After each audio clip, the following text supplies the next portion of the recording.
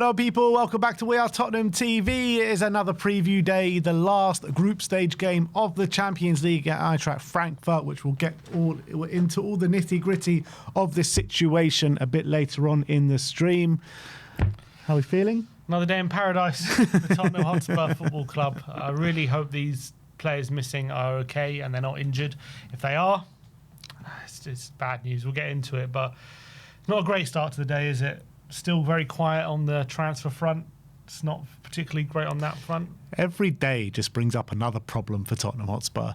Frank's still here. And look, let's get into the Tottenham update because, as you can see by the title of the stream, neither Mickey van der Ven nor Pedro Porro have been seen at Hotspur Way today in training ahead of the Frankfurt game on Wednesday. And we know Dragusin ain't fit. So if van der Ven isn't fit, then we're going in with only two recognised centre-backs. Nothing we haven't done before, but apparently Van der Ven's okay. That's the rumours on the word on the street, whether you believe it or not. Apparently he's okay. In terms of Porro, we know he did go off against Burnley at half time. So whether that, Frank said it was because it was something physical, he said, and he obviously he's played a lot, and he kind of implied he was like managing him rather than an injury.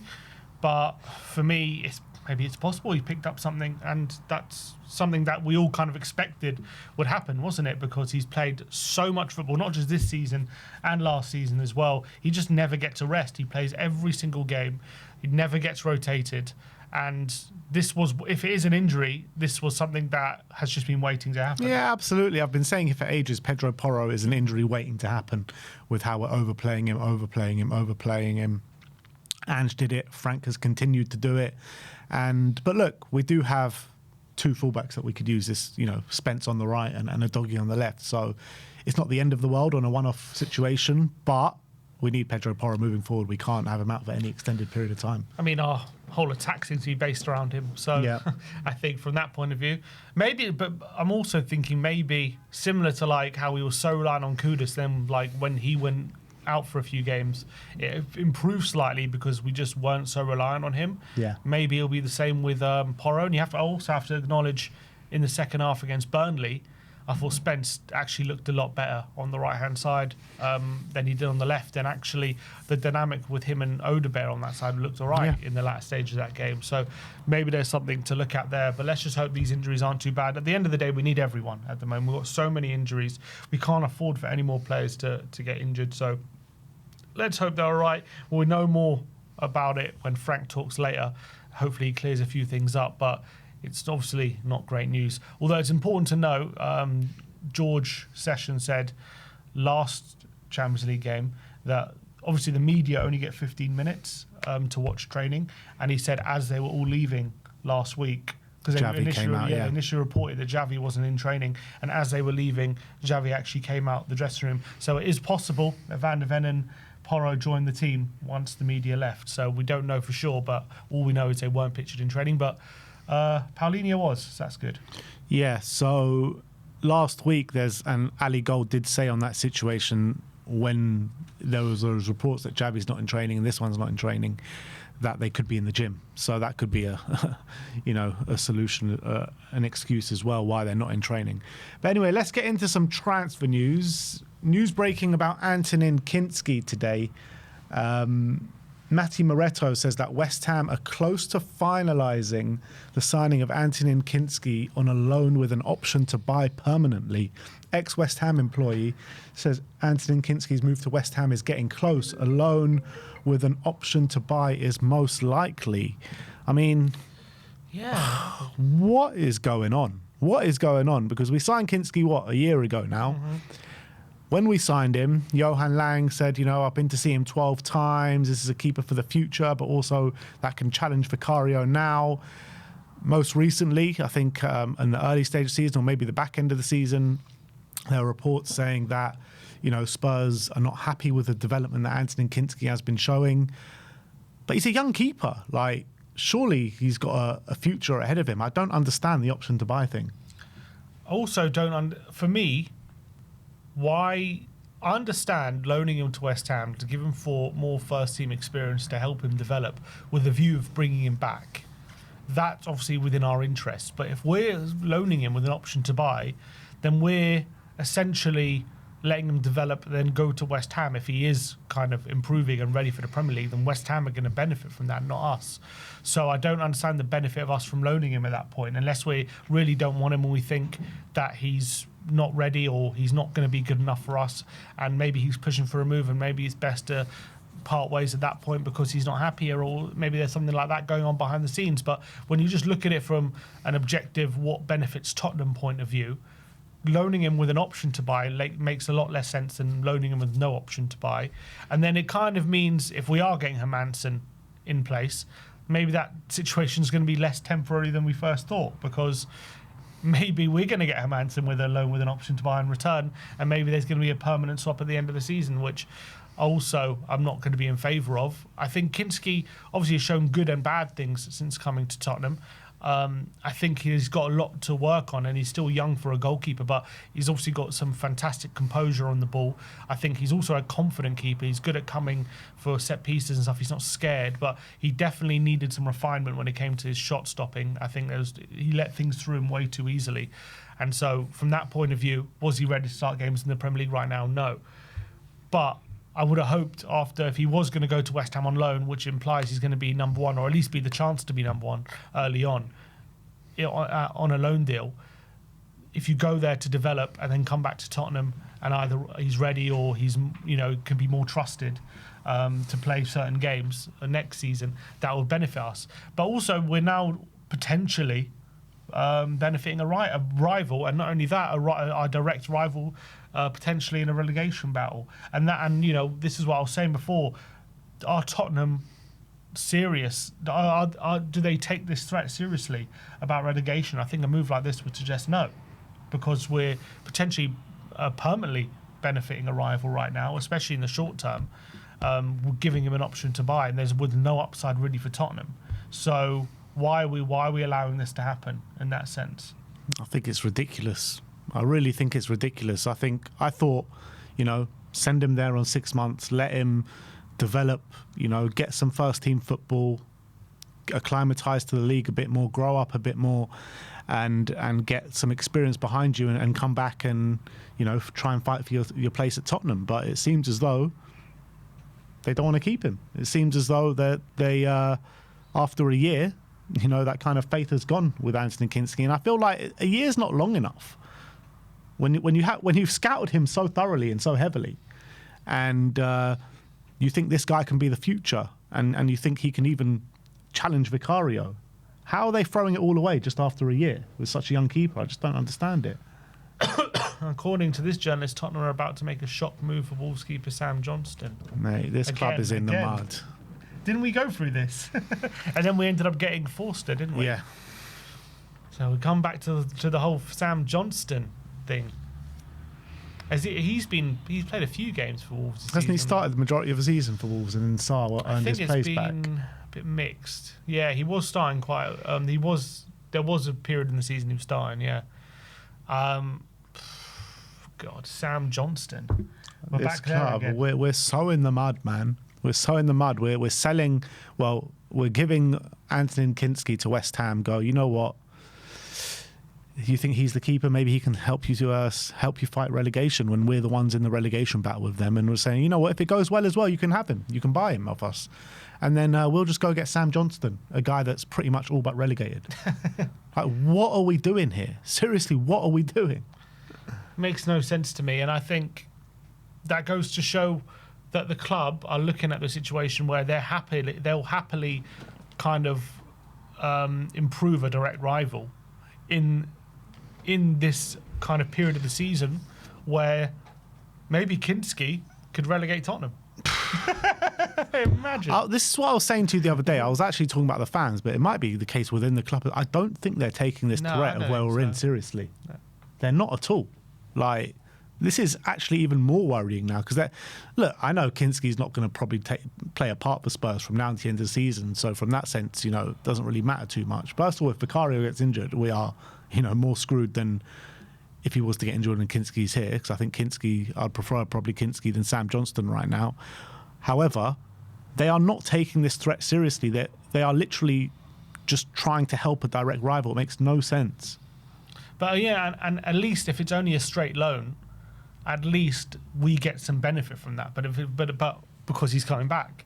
But if it's not a straight loan and there's an option to buy and he ends up signing there permanently, we literally don't get any benefit apart from obviously a transfer fee. But that's little consolation, I would say.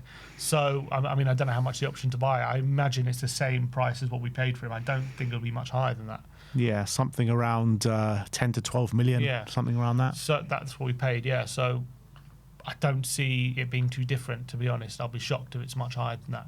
Yeah. So we really don't get much benefit from it if he does end up going there permanently. So this deal seems very peculiar to me. The decisions that this club is making, if we allow it to happen, is a bit odd. We should demand it be a straight loan, and if they want him permanently, then you come back to the table. But this is because if he does really well now for West Ham for the next 6 months, they're going to be thinking behind at Tottenham like, oh, this guy's a really good player for the future. Why not keep him? Mm-hmm.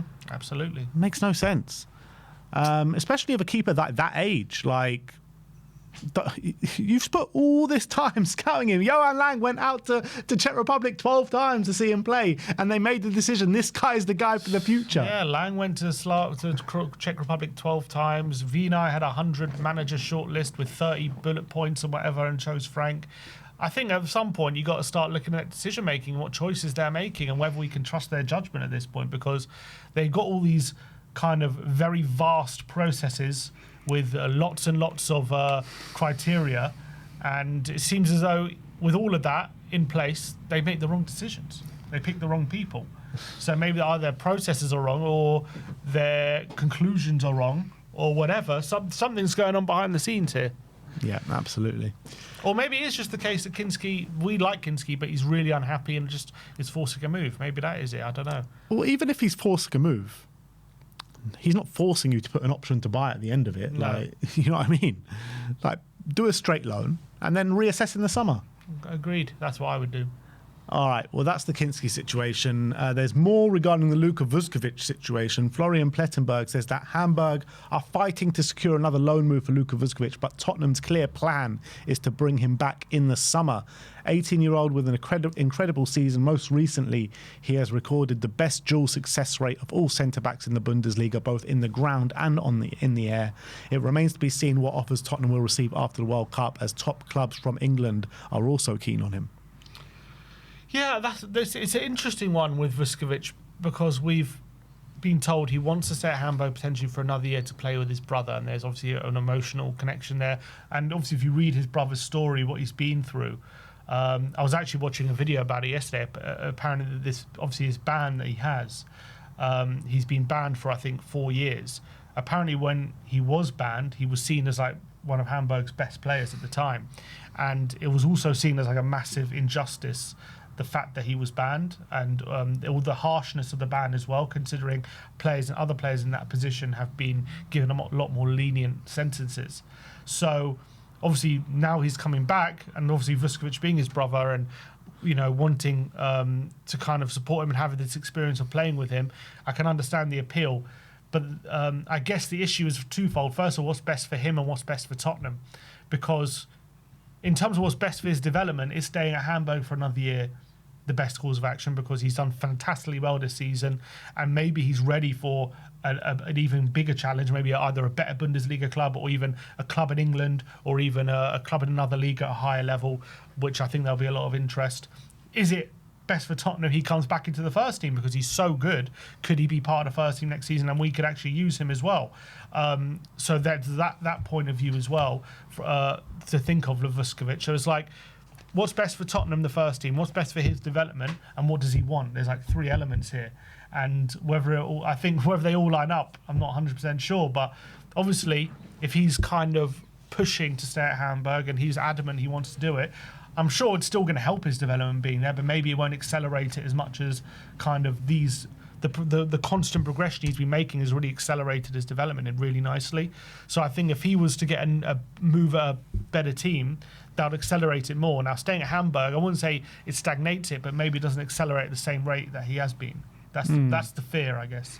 Yeah, it depends what kind of clubs are in for him. The fear I've got is that things carry on going in the same trajectory as they're going at Tottenham, and he looks at the situation being like, well, look at all these big clubs interested in me. I saw Paul O'Keefe was talking the other night saying that there could be some potential interest from the likes of Bayern Munich and, massive clubs. Florian Plettenberg saying top clubs in England are looking at him. So if that's the case and he's looking at the situation at Tottenham, he might not even want to come back here at all, with all these top clubs going after him or wanting to sign him. But he seems like he's got a smart head on his shoulders. I don't think he's going to rush into any decision. The fact that he decided to go on loan to Hamburg instead of staying at Tottenham in the short term, I think he's got a smart head on his shoulder. That's why he won't want to come back here. Yeah, but no. But what I mean is, I don't think he's going to be rushing into going to a big club right now. If he looked at Romero and Van de Ven and said, you know what, I'm better off going out elsewhere to play, I don't think he's going to look at these other massive clubs like, I don't know who's looking at him. Let's say City or whatever. I don't think he's going to look at that situation and think, yeah, I'm definitely going to play there, is he? And I think maybe at Tottenham as well in the short term, depending on what our centre back situation is. I'm just saying, I think clearly his priority is playing right now, playing time guaranteed and development. And that's absolutely right at 18. So I don't think he's in a rush to move to a massive club. And I think he also knows he's at a big club like Tottenham. And although we are in a mess, I don't think he's going to have his head turned right now, I think. Yeah, the reality is there might even be more chances of game time at some of these clubs than Tottenham, because we've got Mickey van der Ven and Coutinho Romero here. You know what I mean? So I don't know what clubs we're talking about here, but let's say Liverpool are a team that are in for him, and Liverpool are looking for a regeneration at centre-backs, and they can offer him a bit more playing time than Spurs can right now. What if Liverpool come in for a big move? If they come in with assurances he's going to play, then obviously, but I don't think they can give him those assurances at this age. Yeah. So I don't think... My point is, I don't think he's going to look to move. He's going to look to play right now. I don't think he's looking for a permanent transfer. He's got a Premier League club that he's owned by. He's in a comfortable situation. I don't think he's looking like, I need to be at a big club right now. He's at a good club, and we're facilitating his development. I think that's where his head is at. Yeah. I mean, on a normal situation, I'd probably agree. It's just a slight worry I have. It's not like, an immediate worry, but I do feel like if Spurs don't get any better anytime soon, he won't stick around for too long. That's the reality. That's Luka Vuskovic. Let's talk about Randal Kolo Muani. An interesting situation brewing with Muani. Alfredo Padula says Juventus have held talks with Tottenham regarding Muani within the last hour. Frank is happy for the loan move to be cut short as long as Spurs bring in a suitable replacement. Ornstein said that Juventus hold an interest in Muani, who is currently on loan at Tottenham. However, a deal to bring him back to Turin, he spent the second half of last season with, will only be possible if Spurs terminate the agreement with Paris Saint-Germain. And Matti Moretto says that Juventus fully believe that it is the will of Randal Kolo Muani to return to the club, and that he can force the hand of Tottenham and a bit of try and unlock the deal. This is kind of what I was saying, I think it was yesterday.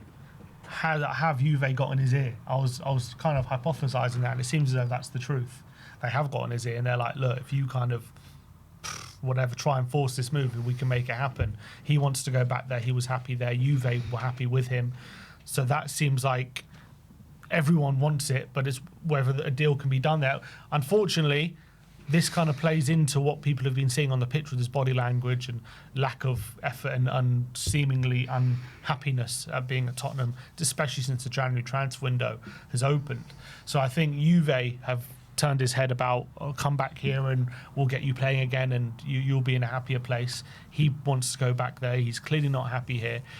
I think it happens, and I think Tottenham will probably be scrounging around for an attacker, and we probably deadline day loan deal for someone. I reckon we get one in, we panic buy someone to replace him. But I think when you've got to this stage where he wants to go, the club want him, if PSG are willing to let it happen, I think it does happen, to be honest. And the fact that he brought on Scarlett last game ahead of him, that shows that maybe Frank isn't too bothered about it. Yeah, I agree with all those points made, and I'm not fussed if Muani goes back. I think he's been nothing short of dreadful recently. There is the Mateta situation brewing as well. Apparently Nottingham Forest have been putting a 35 million bid in to Crystal Palace, and I'm sure maybe Crystal Palace might prefer to deal with Tottenham than Nottingham Forest, because we've got some good dealings with them with Brennan Johnson recently. Nottingham Forest obviously had that court case against them and sent them down to the Conference League. So I'm pretty sure that they would prefer to deal with us if he is going to leave this January transfer window. But, you know, there's that injury situation that you spoke about yesterday. I think another striker that has been linked to Spurs over the January transfer window is Strand Larsen, the guy that's been dropped by Wolves. He had a good season last year. Obviously, he scored a lot of goals when Cunha was out injured. I've got a horrible feeling that this is the one that we're going to scramble around in the last day of the window to get if Muani leaves. I've never been... I think Strand Larsen's a decent striker, but he's nothing more than decent. He had a good run of form last season. This season, you could argue maybe he had his head turned. Is that why he's not? Because he nearly had that Newcastle move in the summer, didn't he? he had Newcastle big money. I think another team, maybe West Ham as well. They were in for him in the summer, and Wolves kept rejecting bids, and they were big bids as well, and they just kept turning them down, and he ended up staying there. And then Wolves obviously have been in absolute shambles for most of the season, and he's also been part of that. But you could argue, has he been frustrated with the situation, which has led to him not picking the best performances, or was last season, was it a one-off? And this is actually his true level. Is he really actually that good? For me, I think he's decent, but I wouldn't buy him at all. I don't think he's a £40 million striker, to be honest. I think he's 20 million at tops. And so I think it's a wild overpayment, anyone paying 40 million for him. But I also understand Wolves, why not demand that? Because, from now to the end of the season, if he could do anything and try and keep them up, they're not staying up. That's true. To be honest, I think Wolves they should probably take the money right now, because I don't think they're going to get much more at the end of the season. But I don't think Tottenham should be going for him. I really don't. I think I've got a horrible feeling that this is going to happen. I mean, there's no sort of concrete evidence or reports or anything, but I think I think it's one that just stinks of Tottenham. It really does. Strand Larsen not getting in the side for the worst team in the Premier League, looking for a move. Wolves looking to sell. Muani's desperate to go. I'm telling you, Spurs are going to try and get a few strikers in. Not going to be able to do it, and in deadline day we're going to be scrambling around, and we'll do a loan deal for Strand Larsen. I think we hold off releasing Muani until we get this replacement lined up. I reckon it all happens on deadline day. I reckon Muani goes back to Juve deadline day. We have someone lined up to sign on loan or whatever, or loan with an option, or just a permanent. And it's going to be a scramble, and we're probably going to be underwhelmed by who it is, but I think that's probably what's going to happen. Maybe Lookman, we look at again. Someone like that, maybe a move Tell up front potentially as that option. But it's obviously been very difficult for us to be getting forwards in the January transfer window. So it's a very difficult window, so it's proven. So it's going to be a mad dash, I think. But I think if I'm going my gut, I think Muani doesn't end the window at Tottenham player. Yeah, I mean, this is where we're at the moment, guys. This is where we're at. We're in a relegation scrap, and we're looking to take players off the likes of West Ham and Wolves, who are two of the only teams that are below us. I think it's such a sad and sorry state of affairs at Tottenham right now. You know, who we've been linked with, Hermansen, who's been dropped by West Ham.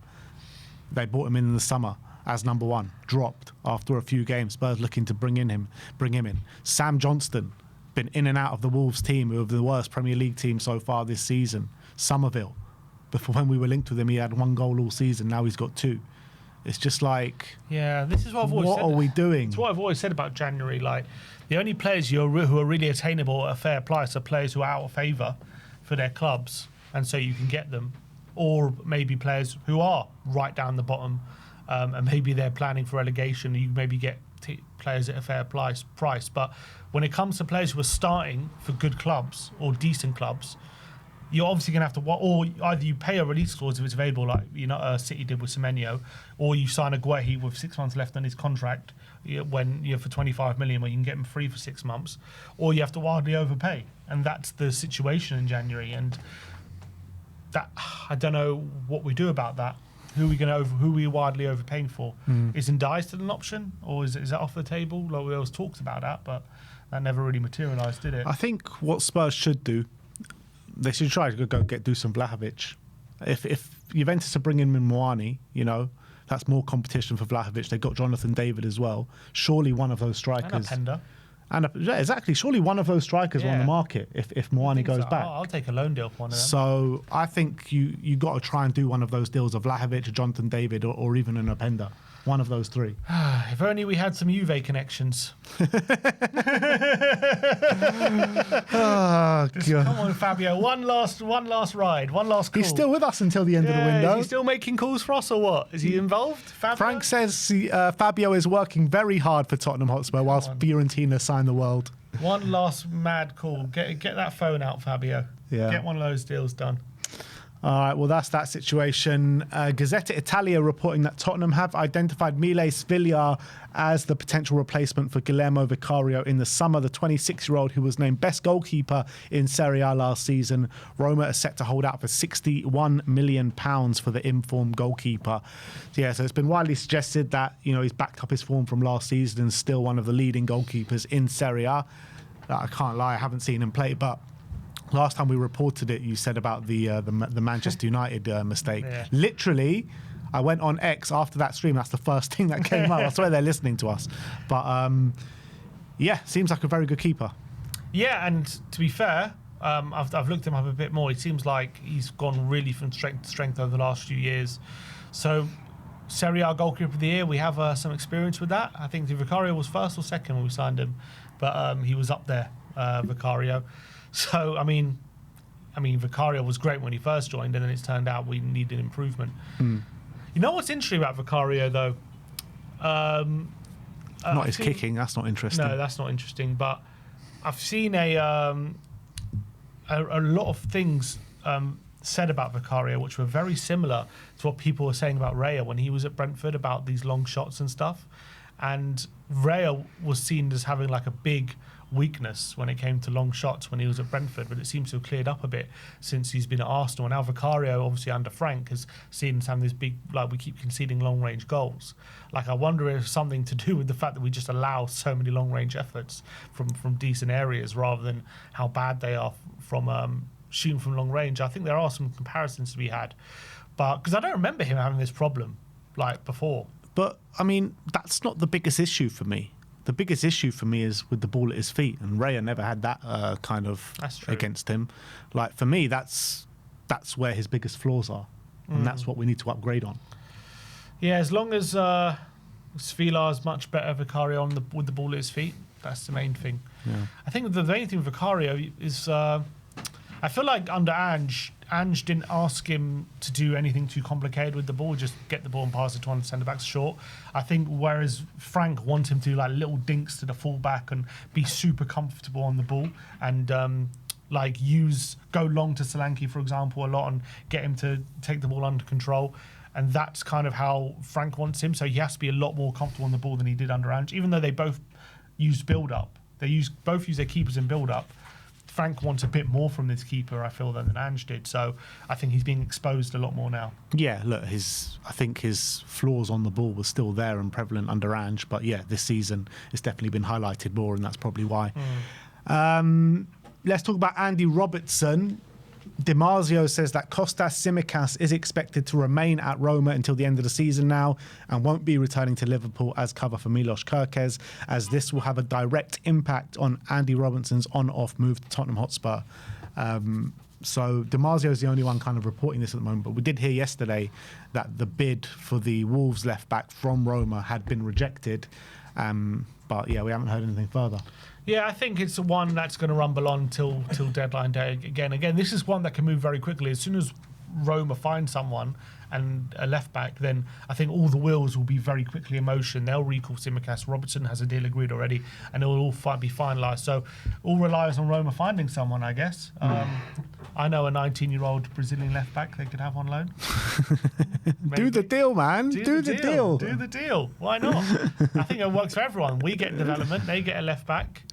Tsimikas goes back to Liverpool and we get Robbo. There is no chance they haven't suggested that already. Yeah, probably. Yeah, probably maybe Roma feel like he's not ready, which we agree with.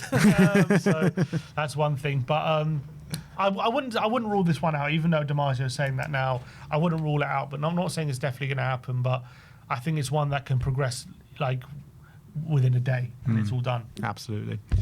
Last but not least, Team Talker reporting that Tottenham are interested in signing Hugo Bueno from Wolves after missing out on signing Andy Robertson. Bueno has made 14 starts and 6 sub-appearances in the Premier League for Wolves this season. Another. Did he score against us at the Tottenham Stadium? Yeah, I think you're right. I think he did. Another player Another against us, and now another player at Wolves. So basically, we're going to end this summer transfer window with Hermansen, Bueno, Strand Larsen, Sam Johnston. Sam Johnston and Bueno. We really are trying to go down. I think we're preparing for the championship. We are literally trying to go down here. And the thing is with Hugo Bueno, like he's got a good cross on him. He does, yeah. But that's probably about it. I agree. I don't think he's much more than that. Like, he's not a bad player. What are we doing here, people? I don't know why you would want Hugo Bueno at Tottenham, to be honest. I think it's ridiculous. Unless you are planning for the championship, then maybe you would maybe sign Hugo Bueno because he won't leave next season. But what club in a relegation battle looks at Wolves being like, you know what, they got some decent players there. Let's go raid Wolves. They do have. They've got Gomez. They've got Andre. They do have some nice players, but I don't think Hugo Bueno's on top of my list. Hugo Bueno, man. What are we doing here? So the thing is, though, we're not linked with Chao Gomez and Andre. We're linked with the bottom of the barrel. What is our scouting? We're basically just looking at the teams in the relegations and saying who can we nab at the moment. Like, is that what our recruitment is basically? Just it's embarrassing, man.